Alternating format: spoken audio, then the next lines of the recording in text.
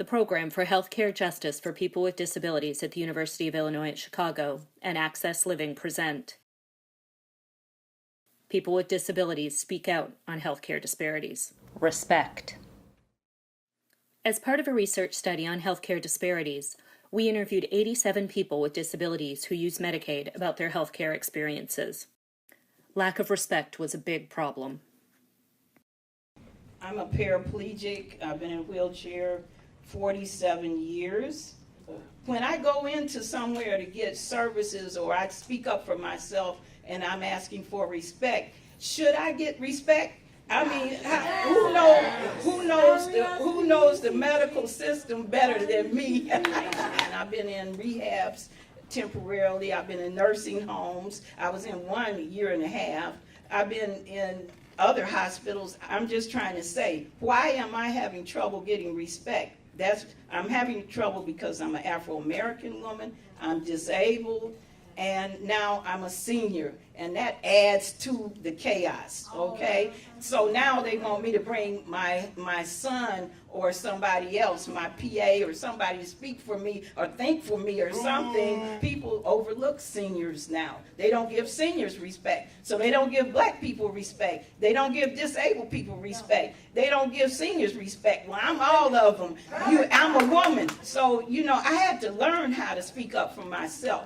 Negative attitudes about disability can intensify other kinds of discrimination, such as racism, ageism, sexism, and homophobia.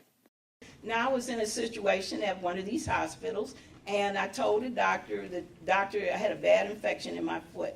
I did not want my foot amputated. This doctor comes in, he's a big mucky muck, and he tells me, well, that's all you can do. All we can do is just amputate. I said, well, what else can you do? Anything, just tell me. Oh, no, there's no alternatives, Then everybody that came in after him, they still are saying, amputate the woman's foot. Almost 20% of participants said their doctors never or only sometimes listened carefully or showed respect for what they had to say. Until I got the general practitioner, and he finally came up with an alternative. He said, you may have to go home with a PICC line in your arm. You have to hang an IV bag 3 times a day and inject yourself or your PA, somebody into the PICC line.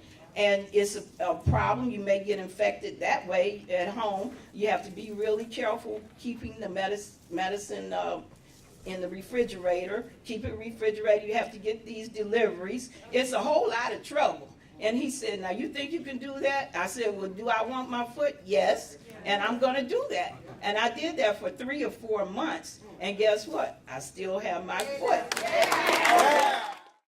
When patients and providers work together, they can make decisions that work for everyone. People with disabilities have the right to respect in all healthcare encounters. Providers have a responsibility to listen to what people with disabilities have to say. For more information on UIC's program for healthcare justice for people with disabilities, contact Susan Magacy at smagas1@uic.edu.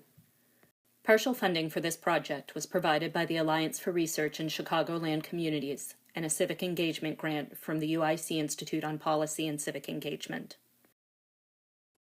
The Program for Healthcare Justice for People with Disabilities and Access Living